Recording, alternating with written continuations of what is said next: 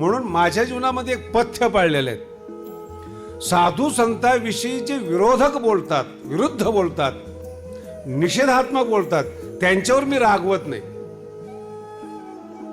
आणि दया पण करत नाही. जी गोष्ट त्यांना माहीतच नाही त्याच्यावर तुम्ही कसं काय रागवणार? जर तुम्ही बुद्धिमान आहात, रागवताना विचार करा की समोरच्याला विषय कळला का नाही. नसेल कळला तर कुणालाही रागवतो. लक्षात येते?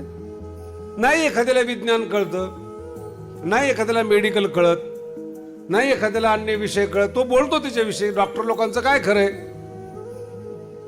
याचा अर्थ जाणीवपूर्वक बोलतो असा अर्थ होत नाही, अज्ञानातून बोलतो. म्हणून संत माफ करतात. त्याला निंदा नाही म्हणत, त्याला बावळटपणा म्हणतात.